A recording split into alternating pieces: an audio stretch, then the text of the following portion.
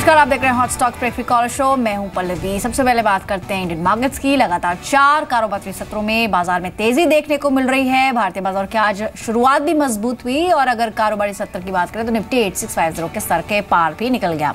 In fact Nifty futures तो 8700 के बेहद नजदीक था, लेकिन ऊपरी स्तरों से फिर थोड़ा दबाव देखने को मिला। मिड कैप और स्मॉल कैप शेयरों में भी अच्छी खरीदारी रही। क्लोजिंग पर सेंसेक्स 174 अंक, निफ्टी 48 अंक की बढ़त के साथ बंद हुए। सेक्टरल बेसिस पे बात करें तो बैंक, एनबीएफसी, पावर और कंज्यूमर ड्यूरेबल शेयर में सबसे ज्यादा खरीदारी देखने को मिली। रियल्टी इंडेक्स को छोड़कर बीएसई के सभी सेक्टर इंडेक्स हरे निशान में ही बंद हुए। एफआईज और डीआईएस के आंकड़ों की बात करें तो आज दोनों ही पक्षों से खरीदारी कैश में होती हुई दिखी। एफआईज ने 211 करोड़ की खरीदारी करी, डीआईएस ने कैश में 482 करोड़ की खरीदारी कैश में करी। लेकिन मार्केट के एक्सपर्ट्स क्या मानते हैं, आइए सुन लेते हैं। फ्रेंडली बजट को एंटिसिपेट किया जा रहा है। एक तरह से यूपी के इलेक्शन आउटकम रिजल्ट्स ऑलमोस्ट मुझे लगता है प्राइस इन हो गए हैं। तो I think too much has got priced into the market. I know कि काफ़ी हद तक डिमोनेटाइजेशन की जो नेगेटिव सॉर्ट ऑफ कमेंट्री थी वो रिजल्ट्स में अब तक दिखने को मिली नहीं है, लेकिन I am actually not too comfortable looking at the outlook from this current level, so I would actually advise profit. आज के एक्सपर्ट इम्तियाज कुरैशी भी हमारे साथ मौजूद है। Imtiaz, very good evening. Markets में अगर देखें तो पिछले 3-4 सेशन से मार्केट से पहले जो रैली होती है वो ही देखने को मिल रही है। तो अभी मोमेंटम आपको लग रहा है कि स्ट्रांग बना रहेगा, क्योंकि बुधवार को बजट आना है और उससे पहले 2 सेशंस में देखना होगा मार्केट किस तरफ जाता है। 8700 के काफी नजदीक आज निफ्टी फ्यूचर्स पहुंचा, लेकिन उसके बाद ऊपरी स्तरों से कुछ दबाव देखने को मिला और क्लोजिंग 8641 पे हुई है। मंडे के लिए क्या आपका नजरिया है, किस तरह की ओपनिंग देख रहे हैं आप? Very good evening. देखिए, हमने तकरीबन तमाम रैली में 970, 893 जो रैली हुई है और जो आज हाई लगा है, इनमें काफ़ी चीज़ कॉमन है। हम 3 दिन की बुल रैली, उसके बाद फिर 2 से 3 दिन कंसोलिडेशन, फिर 3 दिन के रैली, 2 से 3 कंसोलिडेशन। तो आज तीसरा दिन मार्केट का बॉटम से ऊपर की तरफ खत्म हुआ, तो मेरे ख्याल से 1-2 दिन थोड़ा फ्लैट होगा और मेरे ख्याल से बजट के बाद मेरे ख्याल से मार्केट में वापस ऊपर का रुझान बनते हुए नजर आ सकता है। सो एक मार्केट अच्छी एक बुल रैली में, और ये रैली मेरे ख्याल से कंटिन्यू रहेगी अबाउट 87 तक। तो चलिए, मार्केट में अभी रैली देखने को मिल रही है और आगे भी ऐसी उम्मीद है, लेकिन इम्तियाज, गार को लेकर कुछ ऐसी खबरें आ रही हैं। सरकार ने जनरल एंटी अवॉइडेंस रूल को 1 अप्रैल 2017 से लागू करने का ऐलान कर दिया है। सरकार ने सफाई दी है कि प्रीवियस जो इन्वेस्टमेंट्स है, यानी रेट्रोस्पेक्टिव टर्म्स में ये नहीं लागू होगा, लेकिन इसका मतलब जरूर ये है कि 1 अप्रैल 2017 तक के निवेश से होने वाली इनकम टैक्स के दायरे से बाहर रहेगी। सरकार ने कहा है कि गार की 2 चरणों में समीक्षा की जाएगी। पहली बार इनकम टैक्स विभाग के प्रिंसिपल कमिश्नर इसकी समीक्षा करेंगे और उसके बाद हाईकोर्ट के जज अध्यक्षता वाली कमेटी इसकी समीक्षा करने वाली है। इसका इम्पैक्ट क्या मंडे को किसी तरह से प्ले आउट होगा मार्केट्स में, या फिर अभी हम बुल मार्केट में है तो ये तेजी अभी जारी रहने की उम्मीद आपको लग रही है? देखिए, इसमें कोई डाउट नहीं है कि मार्केट एक ओवरबॉट सिचुएशन में, और थोड़ी सी भी कोई नेगेटिव न्यूज़ और थोड़ी सी एक डिसअपॉइंटिंग न्यूज़ अगर आती है मार्केट में, तो थोड़ा सा मार्केट उस पर रिएक्ट करेगा। और जो ये गार का है और जो ये टैक्सेशन को लेके जो है चिंता बनी हुई है तमाम इन्वेस्टर्सों में, तो ये काफ़ी थोड़ा सा एक हलचल पैदा कर सकता है। मार्केट को थोड़ा सा नाराज हो सकता है, थोड़ा सा हमें डाउन ट्रेंड देखने मिल सकता है। तो थोड़ा सा कॉशियस तो होना पड़ेगा, because market almost overbought situation में है। तो एनी नेगेटिव न्यूज़ थोड़ा सा अपॉर्चुनिटी होगी बाय ऑन डिक्लाइन स्ट्रेटेजी के लिए। तो अगर कोई गिरावट आती है तो उसको अपॉर्चुनिटी लेना चाहिए बाइंग के लिए, rather than going for a short. यानी हो सकता है कि बाजार पर थोड़ा दबाव बने सोमवार को, लेकिन आपको बता दें कि वित्त मंत्री ने बजट में ही गार को 1 अप्रैल 2017 से लागू करने की घोषणा की थी और अब यह ऐलान भी हो चुका है। चलिए, अब दर्शकों के सवाल शामिल करते हैं। सबसे पहला सवाल है राघव का, जो कि क्रॉम्पटन ग्रीव्स को लेकर है। इन्होंने 850 शेयर्स खरीदे हुए 65.5 के स्तर पर। इनकी खरीद से 2 रुपए ऊपर आज की क्लोजिंग रही है। स्ट्रॉन्ग गेन्स के साथ स्टॉक क्लोज हुआ है। ये मुनाफे पर बैठे हैं। क्या करना चाहिए अभी क्रॉम्पटन ग्रीव्स में, इम्तियाज? देखिए, काफ़ी अच्छा यहाँ पे मोमेंटम बना है और हमने देखा है कि कंपनी में काफ़ी दिक्कत आई थी पिछले कुछ महीनों से, और मेरे ख्याल से जो ये रैली आ रही है मेरे ख्याल से दिक्कतें को डिस्काउंट करते हुए चल रही है। टेक्निकली काफ़ी अच्छा लेवल बना हुआ है, यहाँ पे 55 रुपये से काफ़ी अच्छा स्ट्रॉन्ग सपोर्ट है। अब वो 55 का जो स्टॉप लॉस वो ट्रेल होकर 62-63 रेंज में आ चुका है। तो इनके लिए ये एडवाइस रहेगा कि बने रहिए, 63 का स्टॉप लॉस लगाइए ऑन क्लोजिंग बेसिस पे, और ऊपरी स्तर में हो सकता है कि ये स्टॉक्स आपको 75 रुपीज़ तक की रैली आने वाले दिनों में देखने मिल जाए। तो ये बने रहिए यहाँ पे। तो बने रहने की सलाह आपको दी गई है, फिलहाल होल्ड ऑन करें, इन्वेस्टमेंट ऑप्शन आपने अच्छा ही चुना है। विवेक ने सवाल पूछा है पुणे से, हेक्सावेयर पर 700 शेयर से जो कि 205 के स्तर पर खरीदे हुए हैं। हेक्सावेयर इनफैक्ट आईटी स्टॉक्स की बात की जाए तो अब कुछ रिवाइवल आपको दिख रहा है। 205 की इनकी खरीद है, फिलहाल 201 पर स्टॉक पहुंच चुका है। आज ऑलमोस्ट 2.5% गेंस के साथ स्टॉक की क्लोजिंग रही है। क्या करना चाहिए हेक्सावेयर में? देखिए, नो डाउट एक पुल बैक आया है निचले स्तर से हेक्सावेयर में, बट मेरे ख्याल से जितनी भी ये रैली आएगी, जब तक ये स्टॉक्स 206 रुपये के ऊपर बंद नहीं देता तब तक इसमें दिक्कत बनती रहेगी और फॉलो अप ऑफ सेलिंग होते हुए नजर आ सकता है। तो मैं इनको यही सलाह दूंगा यहाँ पे कि हो सके तो तकरीबन एग्जिट ले लीजिए। काफ़ी ज़्यादा दूर भी नहीं है आपके बाइंग प्राइस से, और थोड़ा सा लॉस बुक करके हट जाइए।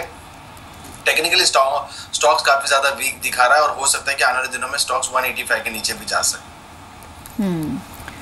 ऑलराइट, तो फिलहाल होल्ड ऑन करें। और आज ऑलमोस्ट 5 रुपए की मजबूती हेक्सावेयर में देखने को मिली, लेकिन एक ऐसा शेयर जहां पर दबाव दिखा वो था आईटीसी का। नतीजे आए और अनुमान से बेहतर रहे आईटीसी के Q3 के नतीजे। अगर मुनाफे की बात करें तो ये 2500 से बढ़कर 2647 करोड़ रुपए रहा है, यानी कि जो अनुमान था करीब 2550 का था, तो उसके आसपास ही मुनाफे की फिगर देखने को मिली। हालांकि आय में हल्की गिरावट दर्ज हुई है। इस क्वार्टर में आय 13,616 करोड़ रुपए से घटकर 13,570 करोड़ रुपए रही है।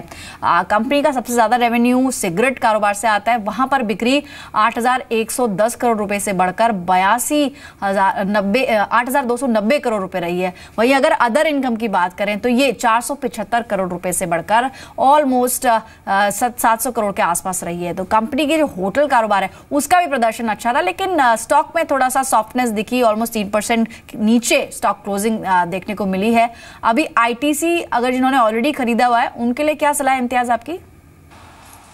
देखिए, वेरी क्लियर कट एक पैटर्न बना हुआ है, वो पैटर्न कंप्लीट होते हुए नजर आया। फर्स्ट इंपॉर्टेंट थिंग, यहाँ पे 222 रुपए का बॉटम बना था, वहां से स्टॉक्स नॉन स्टॉप रैली चला है 267 रुपीज तक, 268 रुपीज तक, तो काफी एक बड़ा अप्रिशिएशन हो चुका है। अब मैं यहाँ पे क्या देखना चाहूंगा, 253 काफी स्ट्रॉन्ग सपोर्ट है।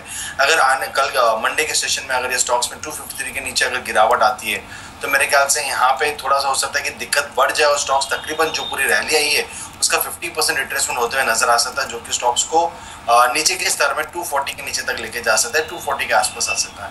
तो जिनके पास पोजीशन है, मैं ये कहूंगा 253 के स्टॉप लॉस से होल्ड करिए, उसको ब्रेक होते एग्जिट ले लीजिएगा। इनफैक्ट नतीजों की बात करें तो विप्रो के जो नतीजे अक्टूबर दिसंबर तिमाही में अनुमान के मुताबिक रहे हैं। तीसरी तिमाही में कंपनी का मुनाफा करीब 2% बढ़कर 2,114 करोड़ रुपए रहा है। पिछली तिमाही से अगर इसे कंपेयर करें तो मुनाफा करीब 2,077 करोड़ रुपए था। इस तिमाही में कंपनी की आय में करीब 1% की गिरावट दर्ज हुई है। हालांकि जो मैनेजमेंट की तरफ से कमेंट्री आई थी वो ऑलमोस्ट सिमिलर लाइंस पे थी। तीसरी तिमाही में कंपनी का जो एबिट मार्जिन है 17.2% से गिरकर 16.8% हो गया है। और नंबर्स पर बातचीत करने के लिए हमारे साथ मिस्टर जतिन दलाल हैं, सीएफओ विप्रो। जतिन, बहुत बहुत स्वागत है कार्यक्रम में आपका। नंबर्स की अगर बात करें तो इस तिमाही के नंबर्स हमने देखे, रेवेन्यू में थोड़ा प्रोजेक्शंस के हिसाब से ही परफॉर्मेंस रहा है, एबिट ऑलमोस्ट 1% ऊपर है। फोर्थ क्वार्टर में किन सेगमेंट्स में अच्छी ग्रोथ की आप एक्सपेक्टेशन कर रहे हैं? तो देखिए, एनर्जी और फाइनेंशियल सर्विसेज दोनों ने अच्छा प्रदर्शन किया है Q3 में, और मेरा ऐसा मानना है कि आने वाले साल में भी उनका परफॉर्मेंस जो रहेगा वो बेहतर रहेगा, क्योंकि अभी आप देखिए ऑयल प्राइस है वो रिलेटिवली स्टेबल जोन में है पिछले कई महीनों से, और वो स्टेबिलिटी इंश्योर करता है कि कस्टमर जो अपने आईटी डिसीजंस लेना चाहता है वो ठीक से ले और वो अकॉर्डिंगली हमको काम दे और हम उनका काम करें। तो मुझे लगता है एनर्जी अभी काफ़ी स्टेबल एनवायरनमेंट में है और धीरे धीरे हमको उसमें इम्प्रूवमेंट ग्रोथ पैटर्न में देखने को मिलेगा।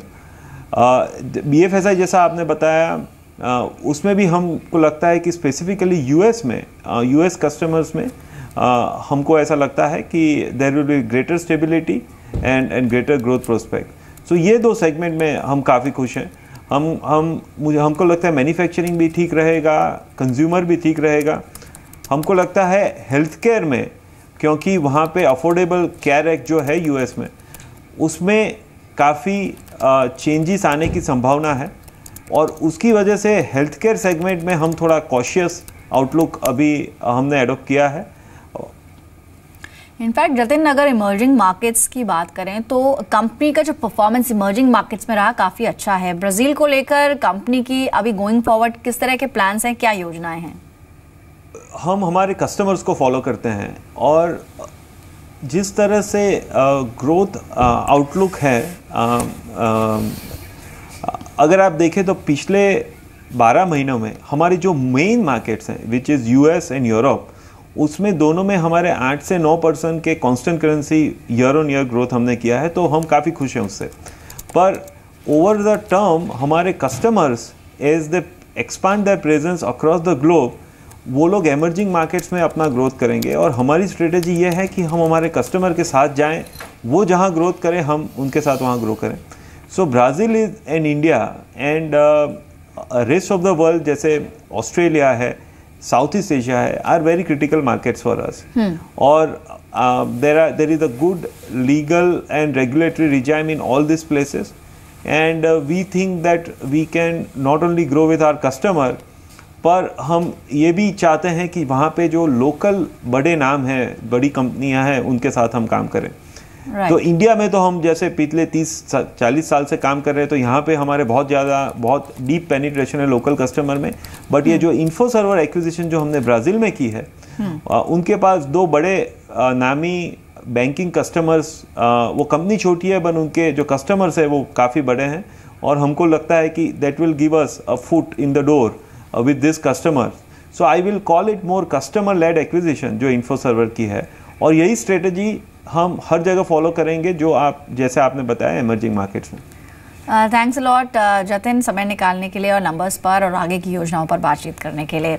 विप्रो पर इम्तियाज, आपका क्विक रिएक्शन चाहूंगी। नंबर्स आपने देखे किस तरह के रहे हैं, ऑलमोस्ट एक्सपेक्टेड लाइंस पर हैं। फिलहाल स्टॉक आज के सेशन में आईटी थोड़ा वीक ही था, तो ऑलमोस्ट 2% नीचे क्लोज हुआ है। विप्रो में अभी क्या इन लेवल्स पर एक बाइंग अपॉर्चुनिटी दिख रही है आपको? देखिए, काफ़ी इंटरेस्टिंग चीज़ हुआ है ये एंटायर महीने में। जितने भी रिजल्ट कंपनी के जो आए हैं और उसके ऊपर जिनके अच्छे रिजल्ट आए उनको मार्केट ने काफ़ी अच्छा पार्टिसिपेट नहीं किया और मार्केट ने उसमें प्रॉफिट बुकिंग राइज किया। सेम चीज़ हमें विप्रो में भी नजर आ रहा है।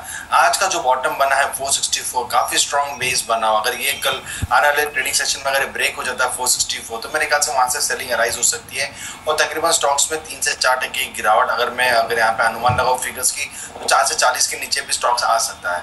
तो फिलहाल काफ़ी एक कह सकते हैं कि क्रूशियल लेवल पे खड़ा 464, अगर जिनके आप पोजीशन है वो एग्जिट ले सकते हैं इसके।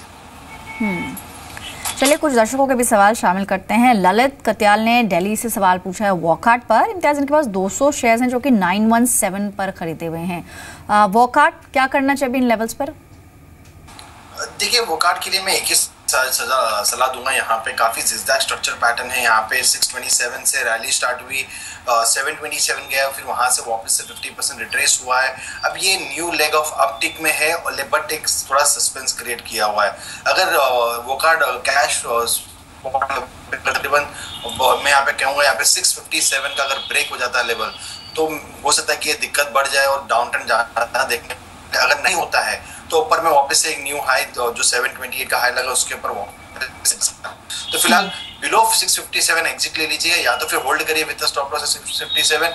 ऊपरी स्तर में हो सकता है कि स्टॉक 730 के लेवल को सरपास कर जाए। तो अगर मीडियम टू लॉन्ग टर्म का आपका नजरिया है तो वॉकहार्ट में थोड़ा समय दे सकते हैं। 750 से ऊपर के लेवल्स में दिख सकते हैं। आज ऑलमोस्ट 7 रुपए की मजबूती के साथ स्टॉक क्लोज हुआ है। फोन लाइन पर नुपुर जुड़ी है दिल्ली से अपना सवाल पूछने के लिए। नुपुर, गुड इवनिंग, पूछिए क्या क्वेश्चन है आपका? मैम, मेरे पास डेटामेटिक्स के 1000 शेयर्स हैं। अभी मैंने एवरेजिंग करी, कुछ तो शेयर मैंने 155 के लिए थे, एवरेजिंग हुई है मेरी 150 के शेयर्स आ रहे हैं, 1000 शेयर्स हैं। तो क्या करूं? अभी रेट आज और ज्यादा डाउन हुआ है, तो मैं वेट करूं या क्या करूं? वैसे तो मेरा शॉर्ट टर्म का ही नजरिया था, मुझे 3-4 दिन में सेल करना था, लेकिन अभी तो ठीक है। ऑलराइट। इनफैक्ट एक स्ट्रॉन्ग तेजी डेटामेटिक्स में पिछले कुछ सेशंस में दिखी है और अगर इम्तियाज हम इसका 1 साल का भी चार्ट देखते हैं तो ऑलमोस्ट 164 के हाईस तक भी गया है। अनफॉर्चुनेटली इन्होंने काफी ऊपरी स्तरों पे खरीद लिया है। एवरेज बाइंग इनकी 150 रुपए के आसपास है और ऑलमोस्ट 146 का स्तर आज क्लोजिंग में दिखा है। अभी इन लेवल्स पर क्या करना चाहिए? एक स्ट्रॉन्ग मूव के बाद स्टॉक थोड़ा डीप कट्स के साथ क्लोज हुआ है, क्या करें अभी डेटामेटिक्स में? देखिए नो डाउट जैसा आपने कहा है यहाँ पे स्टैटिस्टिक्स जो बन के ऊपर आ रहे तकरीबन 65 रुपीज़ के प्राइस थे कुछ हफ्तों पहले, अब यहाँ पे स्टॉक्स 165 जा चुका है। तो ऑलमोस्ट इतना बड़ा अप्रिशिएशन होने के बाद एंटर करना स्टॉक्स में थोड़ा सा चिंता बन जाती है, पर नो डाउट ट्रेंड अभी भी पॉजिटिव है। बिलो 142 ट्रेंड में नेगेटिवनेस हो जाएगा। सलाह ये दूंगा कि यहाँ पे 142 के स्टॉप लॉस से आप होल्ड करिए पोजीशन। अगर 142 ऑन क्लोजिंग बेसिस ब्रेक नहीं होता तो स्टॉक्स में पोटेंशियल है कि 170 के लेवल को वापस छू लेगा, तो वहाँ पे आप एग्जिट ले सकते हैं या प्रॉफिट बुक कर सकते हैं। बट एज ऑफ नाउ 142 के स्टॉप लॉस से होल्ड करिए। ऑलराइट, तो अभी थोड़ा नुकसान में भी हैं। 142 को एज अ स्टॉप लॉस आप रख सकती हैं और स्टॉक आपने अच्छा चुना। हालांकि इसमें अच्छी तेजी के बाद थोड़ा मुनाफा वसूली अभी दिख रही है, लेकिन ऐसे कुछ स्टॉक्स जहां पर आप अच्छा कमाई जुटा सकते हैं, यानी कि इंट्राडे में आप मुनाफा कमा सकते हैं। टॉप 20 स्टॉक्स की बात कर लेते हैं। सबसे पहला स्टॉक जो हमने चुना है वो है जुबिलेंट लाइफ साइंसेज का। खबर भी है कि एनसीडी के जरिए कंपनी ने रकम जुटाई है, करीब 495 करोड़ की रकम जुटाई है कंपनी ने। तो यहाँ पर बाय करने का अच्छा मौका है। सोमवार के सेशन के लिए यहाँ पर बाय करें। 730 का टारगेट होगा, 692 का स्टॉप लॉस लगाएं। इसके अलावा आइडिया सेलुलर, यहाँ पर खरीदारी के मौके बनते हैं। पिछले 4 दिनों से शेयर में लगातार तेजी देखने को मिल रही है। 4 दिन में शेयर ऑलमोस्ट 10% तक तेज रह चुका है, यानी उछल चुका है। तो यहाँ पर खरीदारी का मौका है। सोमवार को भी यहाँ पर आप बाय करके चल सकते हैं। 81 के लक्ष्य के लिए 76.5 का स्टॉप लॉस लगाना है। इसके अलावा शांति गेयर्स एक और स्टॉक है। नतीजों का भी थोड़ा असर देखने को मिला है। Q3 में नतीजों के बाद शेयर में तेजी बनी है और EBITDA मार्जिन ऑलमोस्ट 16.6% से बढ़कर 17.2% रहे हैं। तो नतीजों का तो ट्रिगर है ही, साथ ही आप इसमें बाय कर सकते हैं इंट्राडे के लिहाज से। 130 के लक्ष्य के लिए बाय करें, 120 का स्टॉप लॉस इसमें रखें। इसके अलावा पीएनसी इंफ्रा कंपनी की रेटिंग, जो कंपनी के लोन की रेटिंग है वो केयर ने बढ़ा दी है। 628 करोड़ के लोन की रेटिंग A- से केयर ने A+ कर दी है, यानी कि एक अच्छा ट्रिगर है। यहाँ पर खरीदारी करके चले। 112 के टारगेट्स के लिए 104 का स्टॉप लॉस आप इसमें लगाएं। फ्लेक्सी टफ इंटरनेशनल अगला स्टॉक है, जहां पर आज अंतिम चरणों में अच्छी तेजी बनी और अपने एवरेज के मुकाबले दुगना से ज्यादा वॉल्यूम के साथ यहां पर बाइंग देखने को मिल रही थी। 210 के लक्ष्य के लिए बाय करें, 198 का स्टॉप लॉस आप इसमें लगाएं। इसके अलावा प्रकाश इंडस्ट्रीज अगला शेयर है, जहां पर नजर रख सकते हैं। कंपनी को लंबी अवधि के लिए कोल लिंकेजेस अलॉट हुए हैं, तो एक पॉजिटिव ट्रिगर है कंपनी के लिए। 5 साल के लिए स्पॉन्ज आयरन प्लांट के लिए ये लिंकेजेस कंपनी को अलॉट हुए हैं। खरीदारी का मौका है। आज भी स्टॉक ऑलमोस्ट 6.5% की बढ़त के साथ क्लोज हुआ है। 76 के लक्ष्य के लिए बाय करें, 72 का स्टॉप लॉस आप इसमें लगाएं। इसके अलावा इमामी अगला स्टॉक है FMCG स्पेस से। नतीजों से पहले शेयर में खरीदारी देखने को मिल रही है और आज के सेशन में अपने औसत के मुकाबले 1.5 गुना ज्यादा वॉल्यूम्स इसमें देखने को मिले। बाय करें मंडे के लिए 1060 को आप अपना लक्ष्य रख सकते हैं। 1000 का स्टॉप लॉस आप इसमें लगाएं। साथ ही सुंदरम फाइनेंस नतीजों का ट्रिगर भी है। Q3 में जो मुनाफा है करीब 102 करोड़ से बढ़कर 148 करोड़ रुपए रहा है। प्रोविजनिंग की बात करें तो ये 16 करोड़ से घटकर करीब 12 करोड़ रुपए रही है, यानी कि अच्छी बात है NBFC के लिए कि प्रोविजनिंग कम हो रही है और मुनाफे में बढ़त देखने को मिल रही है। खरीदारी के लिए ट्रिगर्स हैं, तो 1360 का लक्ष्य रखें, 1270 का स्टॉप लॉस लगा के आप इसमें बाय करें। अदानी ट्रांसमिशन अगला स्टॉक है, जहां पर आज 5.5% के गेंस देखने को मिले। भारी वॉल्यूम्स के साथ शेयर में खरीदारी देखने को मिली है। औसत के मुकाबले 6 गुना ज्यादा वॉल्यूम के साथ आज ट्रेड होता हुआ दिखा। यहाँ पर 70 के लक्ष्य के लिए बाय करें, 65 का स्टॉप लॉस लगाएं। और अगली कॉल एक सेल कॉल है, यहाँ पर बिकवाली कर सकते हैं। तेज मार्केट के बावजूद भी शेयर में आज प्रेशर देखने को मिला। नतीजों के बाद भारी वॉल्यूम्स के साथ इसमें बिकवाली देखने को मिली है। तो एक चलते हुए मार्केट में, एक बुल मार्केट में भी ये स्टॉक नेगेटिव रिटर्न दे रहा है, तो यहाँ पर बिकवाली कर सकते हैं। 74 के लक्ष्य के लिए 79.5 का स्टॉप लॉस लगाएं। इम्तियाज 10 स्टॉक्स अब तक हमने बताया, जिसमें से 9 बाय कॉल्स और 1 सेल कॉल रही। कोई स्टॉक जो आपको अच्छा लगा? देखिए मैं यहाँ पे थोड़ा सा दाव लगाऊंगा सुंदरम फाइनेंस के ऊपर। थोड़ा सा NBFC स्टॉक्स काफ़ी अच्छा यहाँ पे रुझान बना हुआ है और जो इनके ब्रेकआउट्स है तकरीबन 1200 के ऊपर है और ये काफ़ी अच्छा यहाँ पे परफॉर्मेंस दिखा रहा है। आज के सेशन में काफ़ी वॉल्यूम बढ़ा हुआ है, लोअर शेडो काफ़ी अच्छा है। मेरे ख्याल से 1260 काफ़ी अच्छा स्ट्रॉन्ग सपोर्ट है। अगर उसको हम लगा के यहाँ पे बाई करते शॉर्ट टर्म के लिए, हो सकता है कि स्टॉक 1350-1370 तक जा सके। ऑलराइट, तो यहाँ पर इंट्राडे नहीं, पोजिशनल कॉल के तौर पर भी आप इसे रख सकते हैं। सुंदरम फाइनेंस 1350 तक के स्तर देख सकते हैं। ये इम्तियाज की राय है। चलिए जान लेते हैं बाकी के 10 स्टॉक्स कौन से हैं। रेलवे स्टॉक्स में से चुना है हमने कालिंदी रेल को। कंपनी को लगभग 197 करोड़ का एक ऑर्डर मिला है और फ्रेट लिंक प्रोजेक्ट्स के लिए ये ऑर्डर कंपनी को मिला है। यहाँ पर आप खरीदारी कर सकते हैं। सोमवार के सेशन में टारगेट होगा 121 का, 113 का स्टॉप लॉस लगाना होगा। इसके अलावा ग्रीन प्लाई ये अगला स्टॉक है, जहाँ पर नजर रख सकते हैं। अपनी ट्रेडिंग रेंज से बाहर ये शेयर निकल गया और पिछले 10 हफ्तों के सबसे उच्चतम स्तर पर आज की क्लोजिंग देखने को मिली है। यहाँ पर 279 के लक्ष्य के लिए बाय करें, 268 का स्टॉप लॉस लगाएं। इसके अलावा GMR इंफ्रा, यहाँ पर खरीदारी की सलाह है। बजट से पहले इंफ्रा शेयरों पर फोकस रहना चाहिए। 5 हफ्ते से शेयर में खरीदारी भी देखने को मिल रही है। लक्ष्य होगा 14.2 का, 12.8 का स्टॉप लॉस आप इसमें जरूर लगाएं। याद रहे सभी कॉल्स इंट्राडे के लिए, तो अपने स्टॉप लॉसेस अब जरूर मेंटेन करें। फिनोलेक्स केबल्स अगली कॉल है जहां पर खरीदारी करके चल सकते हैं। 4 सत्रों से शेयर में तेजी देखने को मिल रही है। अपने सभी एवरेजेस के ऊपर ये स्टॉक क्लोज हुआ है। 448 के लक्ष्य के लिए बाय करें, 434 का स्टॉप लॉस इसमें आपको लगाना है।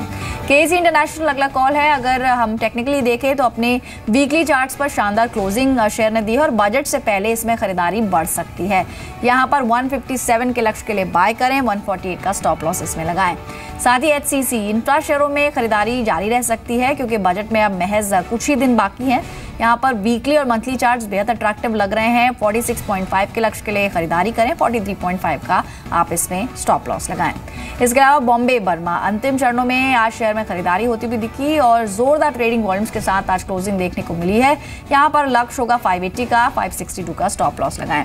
साथ ही गोदरेज प्रॉपर्टीज अगला स्टॉक है जहां पर आप अपनी रडार पे इसको रख सकते हैं। सोमवार के सेशन में आज चुनिंदा रियल्टी स्टॉक्स में खरीदारी देखने को मिली। 345 के लक्ष्य के लिए आप बाय करें, 332 का स्टॉप लॉस लगाएं। साथ ही सीएट आज निचले स्तरों से शेयर में खरीदारी देखने को मिली। अगर फरवरी वायदा की बात करें तो करीब 2.25 लाख शेयर्स में जुड़े हैं। संकेत है कि सोमवार को इसमें बाइंग अपॉर्चुनिटी बन सकती है, तो 1227 के लिए आप यहाँ पर बाय करें, 1196 का स्टॉप लॉस आप इसमें लगाएं। मदरसन सुमी आखिरी स्टॉक है जो आपकी रडार पर होना चाहिए। ऑटो एंसिलरी स्पेस में अच्छी खरीदारी देखने को मिल रही है और पिछले 5 महीने के सबसे उच्चतम स्तर पर स्टॉक क्लोज हुआ है। यहाँ पर बाय करके चलें, 356 के लक्ष्य के लिए 342 का स्टॉप लॉस लगाएं। इम्तियाज, हमने जो बाकी 10 स्टॉक्स बताए इनमें से कोई शेयर जो आपको अच्छा लगा? काफी बेहतरीन स्टॉक मुझे नजर आ रहा है। फिनोलेक्स केबल काफी अच्छा यहाँ पे पिकअप हुआ है, काफी कंसोलिडेशन था और आज वो कंसोलिडेशन जोन का ब्रेकआउट है। तो तकरीबन प्रीवियस टॉप जो था 437 का था, आज की क्लोजिंग उसके ऊपर आई है। तो एक यहाँ पे प्राइस ब्रेकआउट पैटर्न यहाँ पे बनते नजर आया। बट मैं थोड़ा सा लंबी अवधि के लिए यहाँ पे बात करूंगा। तकरीबन 1 हफ्ते पोजीशन के लिए अगर किसी को निवेश करना है तो बेस्ट पॉइंट है।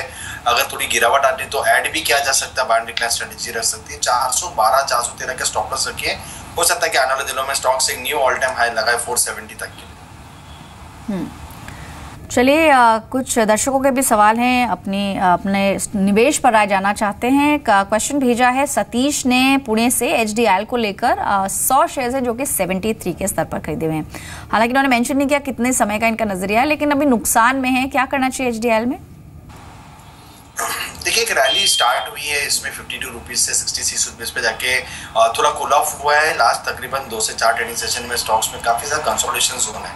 बने रहने की सलाह दूंगा। यहाँ पे ट्रेंड पॉजिटिव बन सकता है। यहाँ पे 60 रुपीज का स्टॉप लॉस लगाइए। आने वाले दिनों में हो सकता है कि स्टॉक 69 को सरपास कर जाए। जैसे स्टॉक 69 को सरपास करेगा, मेरे ख्याल से काफी बड़ी एग्रेसिवनेस स्ट्रेटजी यहाँ पे नजर आ सकती है। अगला सवाल हमें भेज रहे हैं अशोक पटेल जो कि राजकोट से है और क्वेश्चन इनका HCC पर है। ऑलरेडी निवेश किया हुआ है, 500 शेयर्स है 41 के स्तर पर। HCC हमारी टॉप 20 की लिस्ट में भी था।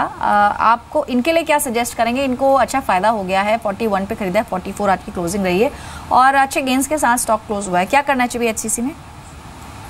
देखिए, मैं इनको अभी भी बने रहने की यहाँ पे सलाह दूंगा। यहाँ पे जो स्ट्रक्चर बना हुआ है, रिसेंटली जो ब्रेकआउट आया तकरीबन 42 रुपीज 60 पैसे के आसपास ब्रेकआउट आया, प्राइस पैटर्न ब्रेकआउट, तो बने रहना चाहिए। यहाँ पे प्राइस अभी भी बढ़ सकता है और तकरीबन 49 रुपीज तक हायर लेवल तक जा सकता है। फिलहाल 41 रुपीज के आसपास यहाँ पे स्टॉप लॉस लगा के चलिए। चलिए, अगला सवाल है प्रांजल का असम से। थॉमस कुक को लेकर जाना चाह रहे हैं। 60 शेयर्स हैं जो कि 196 के स्तर पर खरीदे हुए हैं। अभी इनको नुकसान हो रहा है 5 रुपये प्रति शेयर का। क्या सलाह है इनके लिए? इनके लिए यहाँ पे होल्ड करने की सलाह है यहाँ पे। और यहाँ पे जो स्ट्रक्चर बना हुआ है काफी क्लीन है। यहाँ पे the day's stocks closes about 194, जैसे मैंने कहा है कि प्राइस पैटर्न ब्रेकआउट 194 के ऊपर इनका प्राइस पैटर्न ब्रेकआउट इमर्ज हो जाएगा और जो कि स्टॉक्स को 210 212 तक लेके जा सकता है। तो फिलहाल बने रहिए 186 के स्टॉप लॉस से। तो होल्ड ऑन करें और बने रहने की सलाह आपको दी गई है। बजट में महज कुछ ही दिन बाकी है। इम्तियाज, कोई बजट पिक के तौर पर कोई शेयर आप रेकमेंड करना चाहेंगे? देखिए, काफी ज्यादा यहाँ पे मार्केट में ऑलरेडी हमने प्री बजट रैली देख चुकी है। एक काफी अच्छा इंटरेस्टिंग स्टोरी बताऊंगा। यहाँ पे लास्ट बजट जो हुआ था वो बना था वहाँ पे 6825, तो एक स्ट्रॉन्ग बॉटम बना था और वो बॉटम अभी तक ब्रेक नहीं हुआ। तकरीबन हम 1 साल बजट के कंप्लीट करने आएंगे और मार्केट ऑलमोस्ट कह सकते हैं कि हाईएस्ट लेवल पे 87 पे।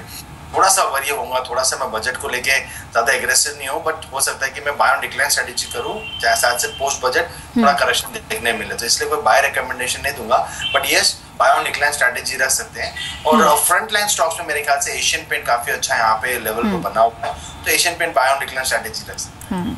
तो एशियन पेंट्स एक अच्छा स्टॉक हो सकता है, गिरावट का फायदा उठाएं और यहाँ पर खरीदारी करें।